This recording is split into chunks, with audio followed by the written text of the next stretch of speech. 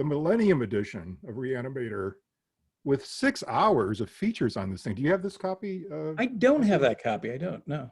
You know, it's they talk about like it's a big, great transfer. The transfer is not that great, but what's interesting are some of the extras. And there's a big interview where Brian and Brian Yuzna and Stuart Gordon interview each other, and that was kind of interesting. And it kind of almost brought tears in my eyes because it reminded me of my many meetings and lunches with Stuart. They're just two old guys talking.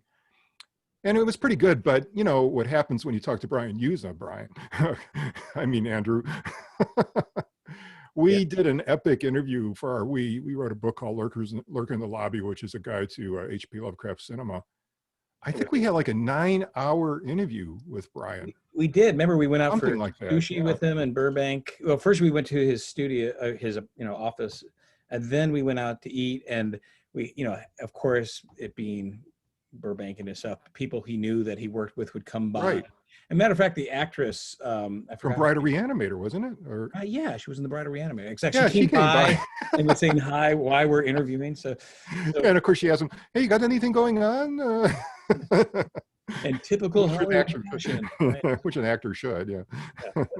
But yeah, we had a lot of material out of that. I bet if we went back to those original tapes, which I still have, we could probably glean out more stuff if we wanted to. But we'll do it fresh. We'll do it live. We'll do it. Yeah, live. We'll talk to Brian again. We should, Exactly. But today we're gonna go back and talk about really. I think in modern times it's the Lovecraft film adaptation that really kicked off. It certainly influenced me to do the film festival. It's like the reason I did the Beyond Books, and eventually Lurker Films movie review site, which got you involved, which led to the film festival, et cetera, et cetera. So Re-Animator was a huge first landmark Lovecraft film that influenced a lot of things.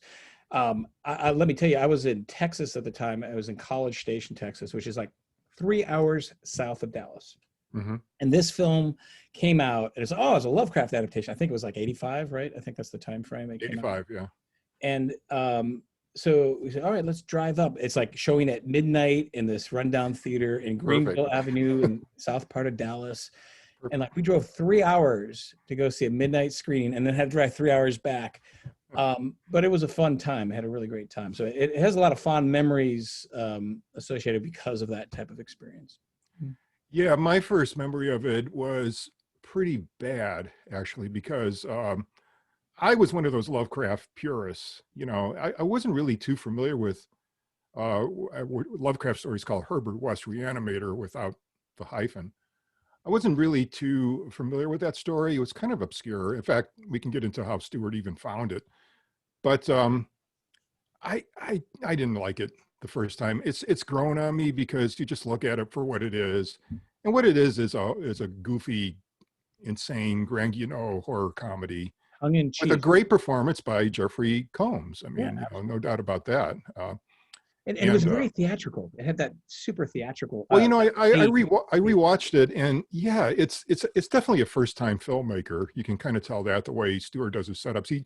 He saves the best for last, when all the corpses become reanimated. But it's weird because I was doing a show called Tales from the Dark Side, which is another low budget horror show that people like for some reason. I don't know why. I mean, some of them are good. But watching Re-Animator again, the killer giant teddy bear. Yeah. Anyway, but watching Re-Animator again, it was the same. What I really noticed were the sets, how cheesy they were, and how big they were. I mean, it was weird how he framed a lot of it. It was like the people are like this small in the frame, and it's like these huge sets, and it's just like painted tiles on on a morgue and all this kind of stuff. I think that made it more theatrical looking. It looked like a big stage. It did. It looked like a big stage. It felt like it was stage direction. It also, because of Stuart's, stage background, it gave it a certain feel and style that was different, which I think was good. Now, I'm like you, John. When at that time, I was like, my expectation was not that this was going to be like a really serious adaptation of Lovecraft's, cosmic horror and stuff. But we know that Herbert West is more of a tongue-in-cheek, kind of humorous story by Lovecraft in a serialized form, right? It was a Yeah, let's talk about that. So I made a couple notes here. So it was originally published in a kind of, I guess you would call them a fanzine now, you know, although they sold them in February of 1922. It was called Home Brew. Yep. It was edited by a guy named George Julian Houghton, and he paid Lovecraft, you know, 1/4 cent per word. So basically, this was his, excuse me, his first professional writing gig, and he made a grand total of $5. So, but he ran it. I mean, it didn't run under the original title. It ran under a title called Gruesome Tales, which, you know, I mean, could be a good thing for a TV series. Actually, it's a kind of a cool title. But I just want to, I was made a little thing from S.T. Joshi's biography. And this is Lovecraft talking about when he first writes Herbert West, which he thought was really bad. It was like one of his worst stories that he ever wrote, although he had a low opinion of most of them. So he's talking about West, and he says, "Now this is manifestly inartistic. To write to order, to drag one figure through a series of artificial episodes involves a violation of all that is spontaneity and singleness of impression, which should characterize short story work. It reduces the unhappy author from art to the commonplace level of mechanical and unimaginative hack work. Nevertheless, when one needs some money, one is not scrupulous. So I have accepted the job." Well, for $5. Yeah, it was fine. You know, it was a serialized form, and of course, you know, like Yeah. I did the audio book with Jeffrey Combs, like I released it on Lurker Films, the CD, and of course, you know, there's like all the every chapter is basically in serialized form, so you have to recap kind of what happened before. He So recaps like, quite a bit. Yeah. when you're doing that audiobook, you have to cut out all the duplicative material because you're listening probably in all one sitting. I just wrote down the chapters. Like the chapter titles are kind of cool, like From the Dark, The Plague Demon, 6 Shots by Midnight. I mean, it's got that great pulpy title stuff to it, you know, The Scream of the Dead, The Horror from the Shadows, and the last, The Tomb Legions. You know, I mean, it's just pure fun, and you know, and it's not that bad. You know, rereading the story, I kind of liked it. I mean, I always liked it, but you know, you could look at it in 2 ways. You could try to take it seriously, or you look at it for kind of what it was, which is, you know, it's a classic thing, the punctuation mark at the end, you know, yeah, it wasn't quite fresh enough, you know, the little joke. yeah, or the thing about like, and in his hand was the white thing that tapered into a small hand, you know, like he's eating a baby or whatever. Yeah. I marked one little passage because it's such a description of Lovecraft. Lovecraft puts himself in his stories quite a bit, you know. So when he describes Herbert West, and the original story is, it's almost like a Sherlock Holmes story in a way, because it's like written by a Watson, but he never tells us his name. He's always West's assistant, and the whole story is from his point of view about what West is doing. And Why don't we just call him Dan? You can call him Dan. They did, you know. So, so how he describes West, he says, "West was a materialist, believing in no soul and attributing all the working of consciousness to bodily phenomenon. Consequently, he looked for no revelation of hideous secrets from gulfs and caverns beyond death's door." You know, so that's Lovecraft. Yeah, totally. He called himself a mechanical materialist, you know. So I think he kind of identified, I think he also Lovecraft really wanted to be blonde hair because all his heroes, like Wes is a blonde hair Aryan, you know, Charles Dexter Ward is, I forgot about that. That's right. Yeah. Yeah, we asked Stuart about that, remember, because of Jeffrey's look. And he said originally they were looking for a blonde haired actor. Of course, you could dye the hair if you want, but Jeffrey is so good. I mean, why change anything, you know? Jeffrey really manifested the Herbert West character, I thought. And yeah, but you know, it's funny is the first adaptation, there was a lot of stuff cut out, really. I don't remember, there was nothing mentioned about Flanders in World War I and getting, you know, no, but the thing I thought that they had made up for the film, which they didn't, actually they adapt the story, you know, pretty faithfully, aside from how they put it together. But the headless guy, the Dr. You know, Hill, carrying the head in the hand. So that was actually in the story, and he's actually he's a Canadian Air Force pilot gets shot down, and you know, West decides to do parts, and he animates his head and the whole thing with the fake head that walking around. And by the way, the story itself is notable too, because I'm wearing the Miskatonic University hat, which is extremely famous in Lovecraft right now. And right now, right this minute, became famous. One of the more famous creations. Yeah, one of the more famous creations, but it was first mentioned in Herbert West, the Miskatonic Medical School. And also Arkham Asylum is sort of in it, except it's called Sefton. Now, Arkham Asylum became popular because of a Batman TV cartoon. They got incorporated. It, yeah, and that's the little. That. It's like the ripples, John. Right? That's the the little tiny thing. Like someone picked it up, and of course, years and years later, people don't know. Now they do probably, but originally they didn't know where that term came from. You know, it's just kind of funny how these people throw in these little, little Easter eggs, I guess, in a way, in these other productions. Just like Neil Gaiman did. I mentioned the last previous episode, John Dee, yeah, that type of thing, those get dropped in. So you, like, people who know, like, hey. Yeah. Well, Arkham became also part of the DC comic book universe, which became the CW, all these TV shows, they always reference Arkham, and of course the Batman films and all that kind of stuff. Yep. But it all comes from Herbert West Reanimator. Yep. And on a story that he hated. Yeah, exactly. A project he hated and got paid very little, and he looked at it as just like, oh, he really just wants me to do a Frankenstein-esque thing. Okay, Yeah. But it is kind of a very dry humor. There is humor in it. Oh yeah. There's some. Also, unfortunately, too, there's a big dollop of his racism in it. When they resurrect a black boxer. Right. Yeah. He calls him the Harlem Smoke, which is a pretty derogatory term, not as derogatory as it can get, obviously. But it was an obscure story, and Stuart tells a story about what happened with Stuart and how Re-Animator movie came about. Stuart was a theater director in Chicago, and his theater was the Organic Theater. And people always were nudging him to make a movie, an organic theater movie.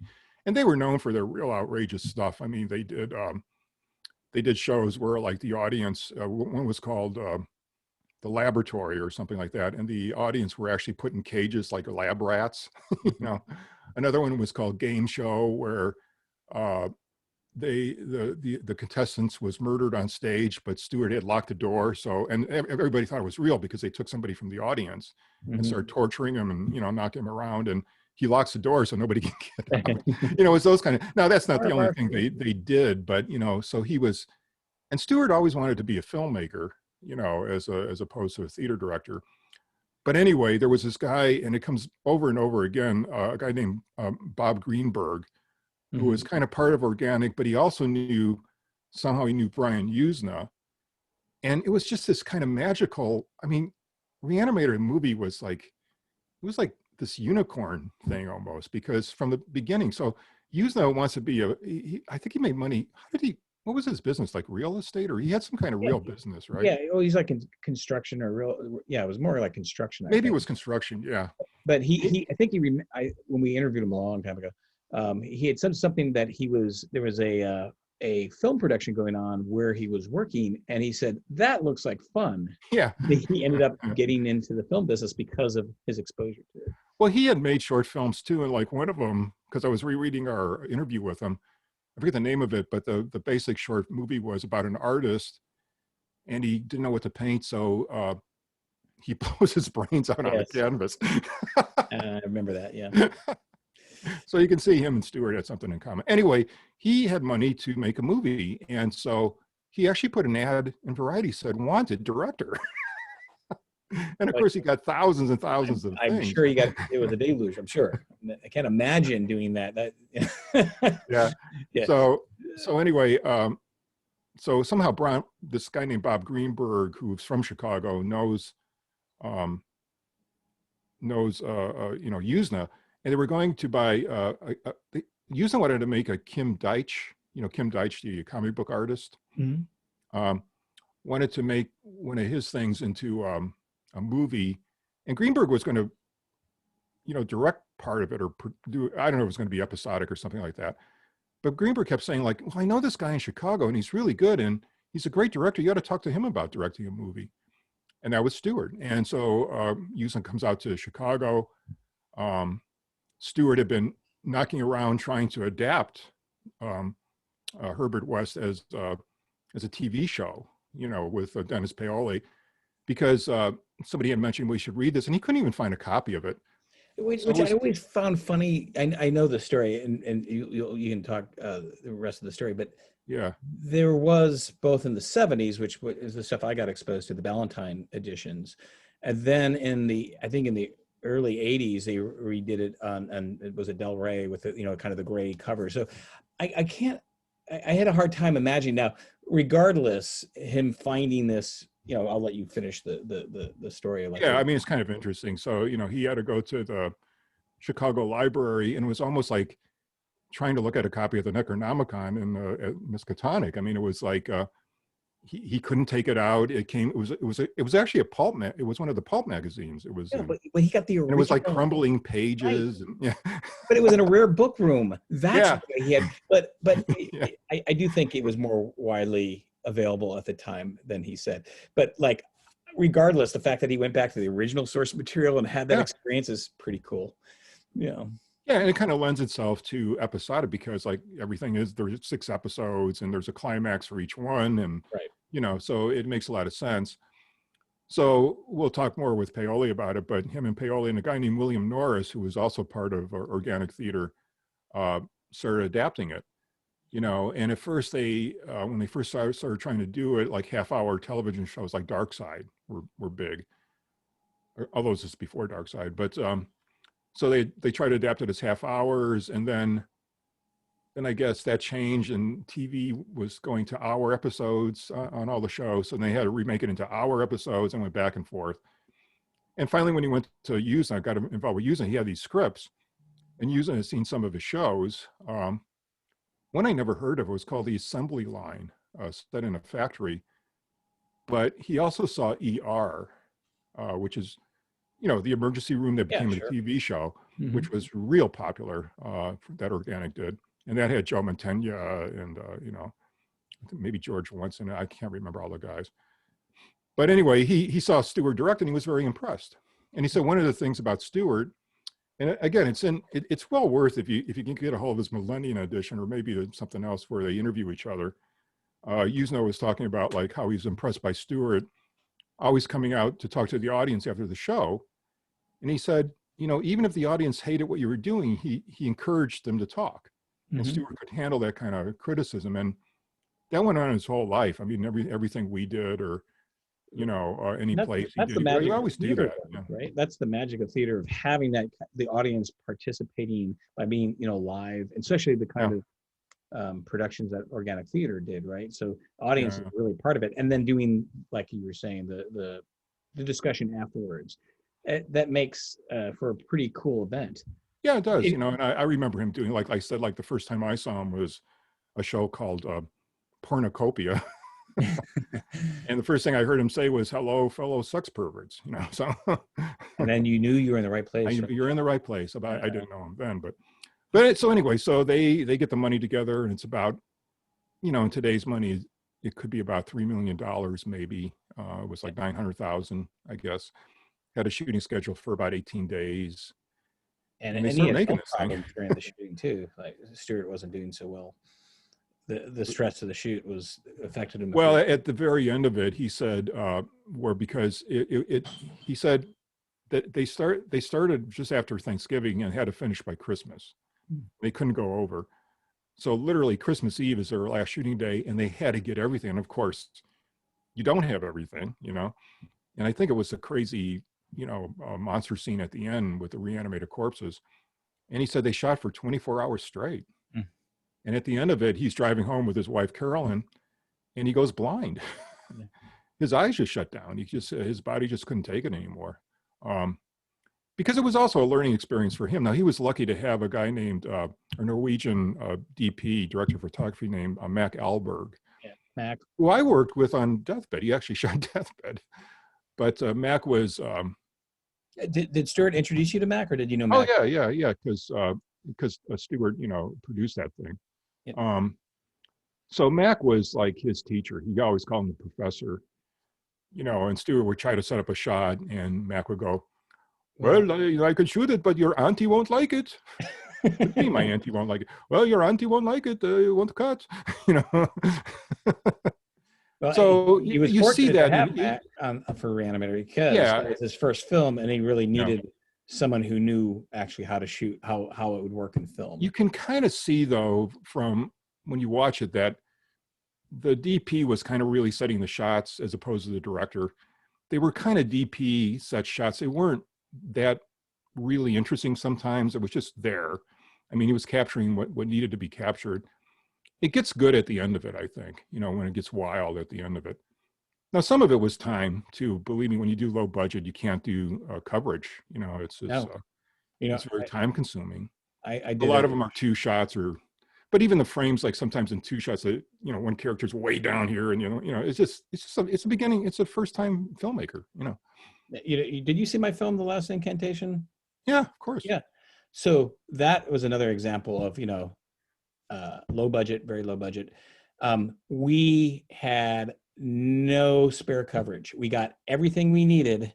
We had nothing because we didn't have time. We were trying to get out at midnight of the studio because they had another customer coming in to use the studio, and we're loading out, and they're painting while we're moving things out, getting the stuff out. It was very hectic. And then I had to come back because we couldn't get everything out. We had to come back in the morning. I had to come back in the morning to load up some of the last of the gear. No, but I know anyway, the experience. But still, hey, a coherent film, a landmark film for Lovecraftian cinema. I think what they did, as opposed to looking at some real stylish directing, it was stylish directing in terms of the actors, because that's what Stuart knew. I mean, he really was a good guy. He knew how to work with actors. He's been doing it for years and years at Organic, and Organic was a very famous, great theater. It had great actors in it.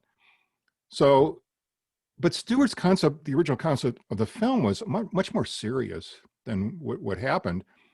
And everybody kept telling him, Stuart, it's crazy, this movie. You can't, like he was so into like the love story between Dan and Barbara Crampton. What's her name in it? I forget, Halsey's daughter. I'm drawing a blank. Yeah. Keep going. Anyway, her Meg, isn't that Meg? Megan, yeah, Megan, yeah. Right. We're getting old, folks. We're just old. Frankly, that is the boring part. That is, although they keep talking about it's Dan's story, it's not Dan's story. It's Herbert's story. All Herbert, yeah. And it reminded me, watching it again, is I love old Marx Brothers movies, right? But they always have to have this stupid love interest that stops the comedy, and that's sort of what that is. I mean, it's stopping the crazy, of it, just the nuttiness of it when they go back to Dan and Megan, and like, talking about the humor, like in the film where they do, Jeffrey does the threes, right? Yeah, that's tries to put the head and it goes flops, another head, and then he puts it on the paper spike, Yeah. And so, there's all these great little bits of humor throughout the film. But again, the source material is tongue in cheek. It is totally humorous, Well, I wouldn't go that far, man. I mean, he was trying for some horrific. But it's dry, but he was trying for a horrific kind of gothic horror effects in it. I mean, because there's really some horrific stuff in the original story about they resurrect a guy. They actually, it's like a Frankenstein thing where they take him from the grave, and they get him resurrected, but he goes crazy when he comes back, and he knocks over a lantern, and they got to escape, and the thing burns down. Very Frankenstein-esque. Frankenstein-esque. So they come back to the basement or the house that they were in, and everything's a mess. It's all burned down.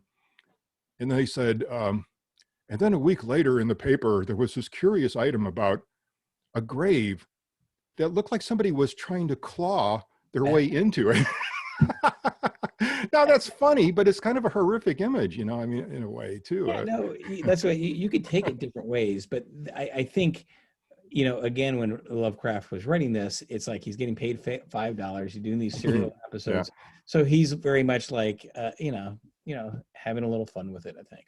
Yeah. Well, they definitely did, and all the major set pieces are taken from the story, like the cats in it, I Right. think, Yeah. with parts. And the little tidbits that weren't in it, of course, Brian Yuzna picked up and tried to incorporate in the sequel, Bride of Re-Animator, which is again very, like Bride of Frankenstein. It's trying to do the sequel. Well, and of course, the most famous thing is, the Dr. Hill carrying around his head, right? Mm-hmm. And the whole bizarre, insane sex scene of where Wasn't in the he's in love with story. Megan, and they kept talking about, like, and they were really serious about discussing it, like, well, what is happening here? So, like, how does How does he breathe? how does Megan get to does her zombified dead father, how does he get her to the morgue? Do they ride a bus? They were actually going to shoot a scene where he's on. Now, that would have been pretty funny. But there are no exteriors in it. That's another thing that makes it except for some location, setting some establishing shots. There's establishing shots, shots for the hospital and the university and things. But it's funny because when I was, I'm in France in Paris on vacation. We're looking at a guidebook, right? And I see that the oldest church there. This will relate to Re-Animator eventually. The oldest church there is called Saint Denis, Saint Denis. And it's the first Gothic church built. So I'm looking up, we're thinking going there. So I'm looking up the history of it. And it's based on this Christian saint who was like the first bishop of Paris when it was still a Roman province. So the thing about it is, this is the guy. this is Re-Animator. That's Saint Denis. And there's a whole thing, and even though we're both, I think you were raised Catholic too, right? We're both raised Catholic. Yeah. I never RAZE, by the way. Yeah, that's true.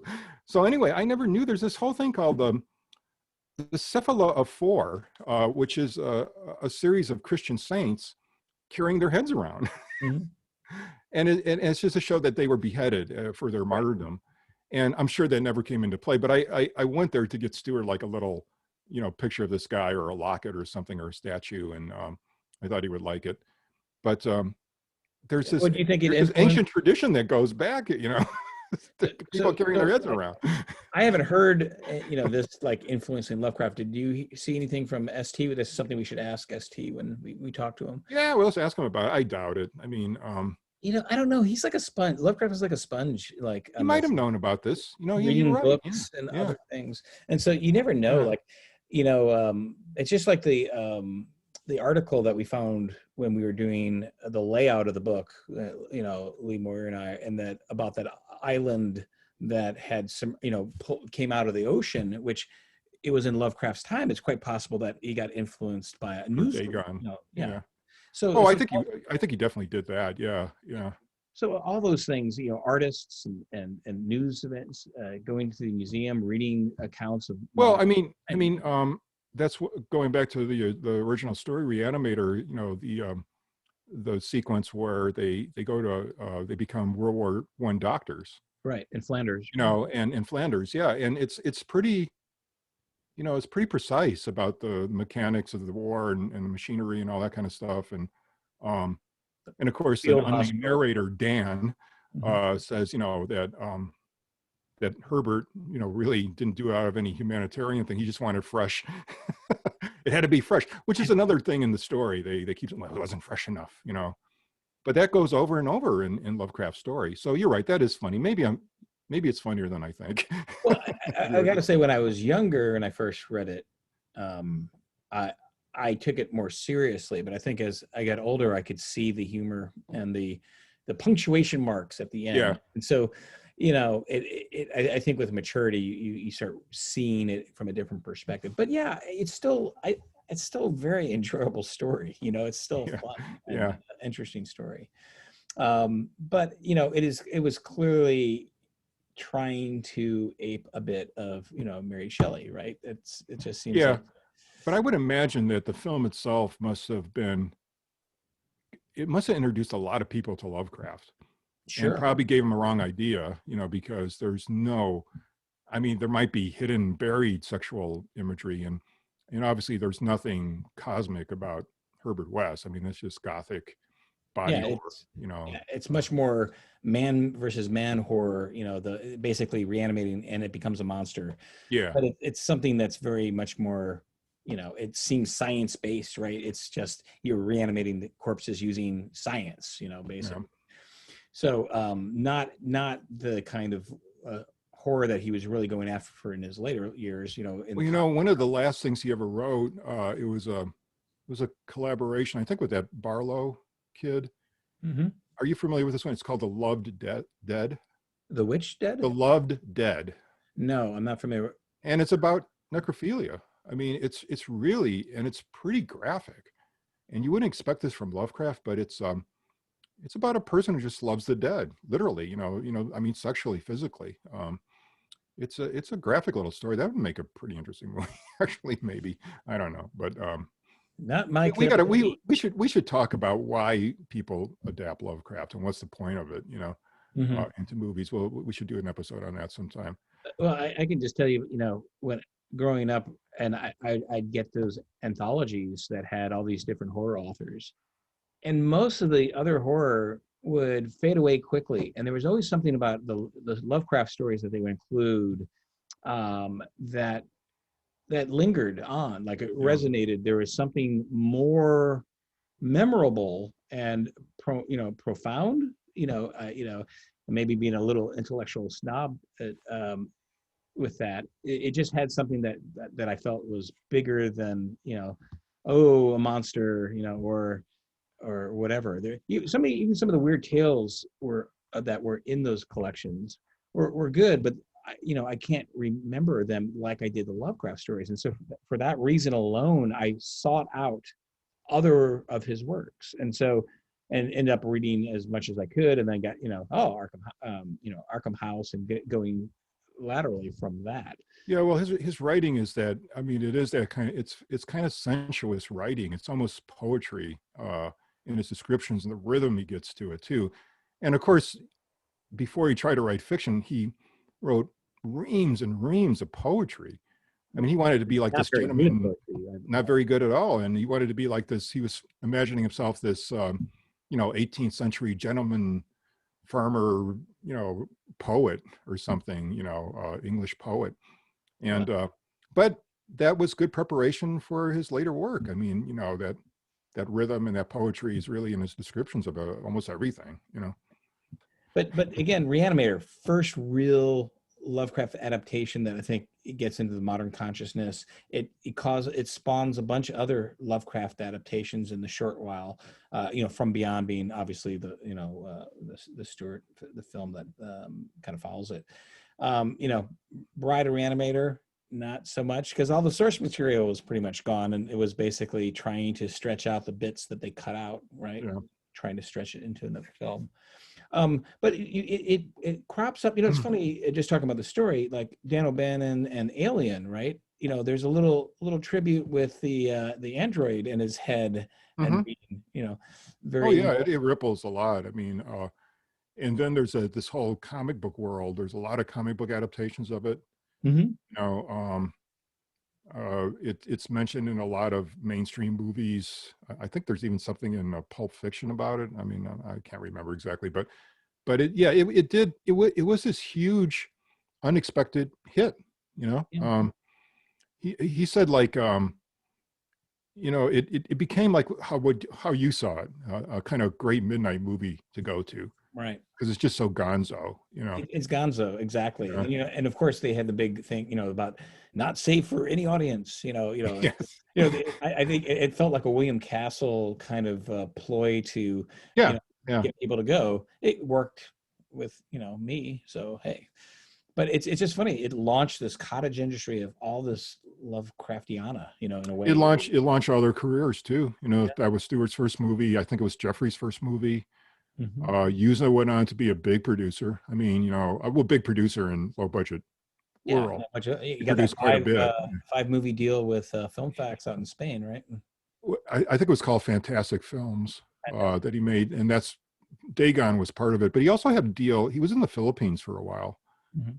because I think he speaks fluent Spanish, and he had a film company there. He's, you know, he's just he's a wheeler dealer guy. You know, Mhm. he's very intelligent, super intelligent, can talk your ear off, but in a good way. I mean, Yeah. he's really interesting guy. You know, and he is that kind of, he's got that kind of slick producer thing, yet he's a guy that's a fan too. You know, he loves comic books.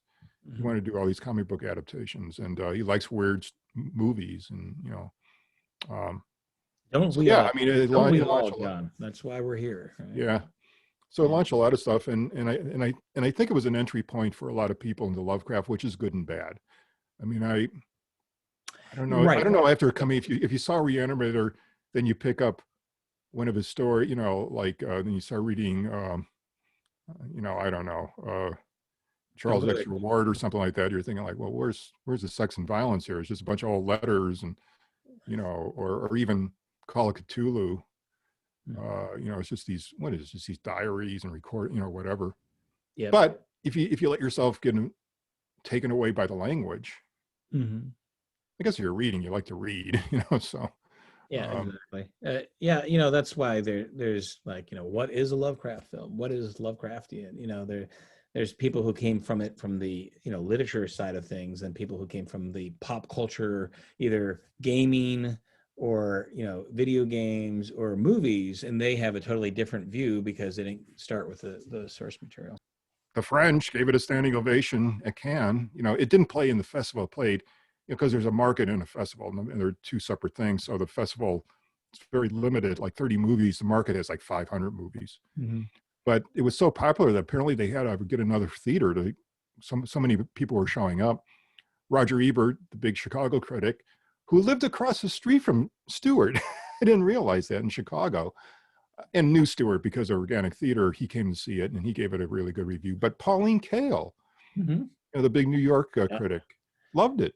You know, Yeah, it's surprising, that I would have expected to get worse reviews, frankly, but it's interesting. It just had some memorable stuff. It's an interesting, again, that theatrical feel to it. Just theatrical kind of, feel, yeah, and and it's sincere in its nuttiness. You know, and it's like, if you didn't, I think if you didn't have Jeffrey anchoring it so good, you know, where he's not playing it for laughs at all, yet it's hilarious, you know? yeah, well, yeah, he's totally in his role. He is Herbert Yeah, West, always, 100%. And so, yeah.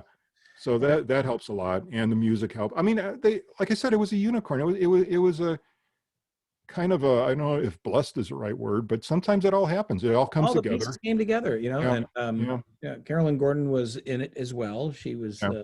right, and so yeah, no, just it's a cool thing, and it really, again, it influenced me enough to write a web page, Which which got us got the all film together. festival, Yeah, which that's funny. helped us write the book. I mean, Yeah, so yeah. really, hats off to Stuart. I And will mention one weird thing, because we should mention Re-Animator the musical, which oh a lot of yeah, I was gonna people bring, yeah. can't see because, you know, it was a musical, and I saw it like 4 or 5 times out here in LA, and it's great. I mean, it's hilarious, Was it and at the it's Steve Allen Theater? Where was it? it was at the Steve Allen Theater, but Yeah. then they had another theater. They were, what their plan was, they were really trying to get a little theater in Las Vegas, because I think there were like these horror movies being turned into musicals, you know, and they thought they could kind of write off that and get a theater out there, and you know, keep it going a lot. But obviously that didn't happen. Little But Shop of Horrors keeps playing, like Little Shop of Horrors, but I'm blanking on the movies. But there were some other movies turned into musicals, and it really works. And it was, and It strangely enough, the music does. was written by a guy named I think his name is David Nutter, Mhm.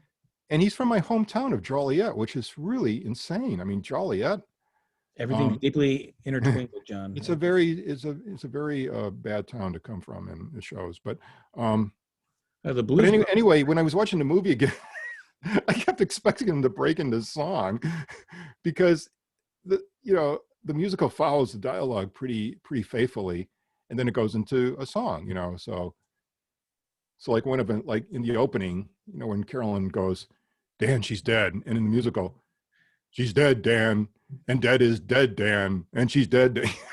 It just continues, and some of the things with Megan, they break into like love songs and very funny. They had a splash zone where they gave people plastic, or they ran the first three rows, and when the large intestine kills them in the movie, the same thing happens. It kind of looks like Ed Wood, when with Bela Lugosi and the octopus, because he's got to manipulate it. He's like, but it's a hose. It's a hose that's just shooting blood into the audience. Where the music's going crazy. I think this is time we should wrap up, because we're basically out. Yeah, so that's Re-Animator. It's a blessing. It's a curse. It's a fun movie. It's insane. It's still, I think it's still worth a look. It holds up. It's of its time. The performances are still great. Gonzo-ness is there. Again, if you're interested in the stories, this is where, I don't know, it may be a little bit more expensive. It's the collected fiction of I can't even say the word, Variorum edition by S.T. Joshi from Hippocampus Press. And this is it. This is the gold standard. This is all the corrected. This is what Lovecraft intended as far as he could find, either like the autograph, the handwritten manuscripts, the typed manuscripts. He correlates that with the weird tales or where they were first printed, commercially, or, in fanzines and stuff. And he gets all the spellings, because the spellings are kind of fun too, because he uses old English spellings, like put the U in color and that kind of thing. Yeah. So it's well worth it's well worth, and it's all his collective fiction. It's 3 volumes. But you can get them any place. They're public domain. I'm sure they're all online too, but it's worth reading it. Yeah. Or in other words, you say the copyright has lapsed. Well, not according to August Derleth.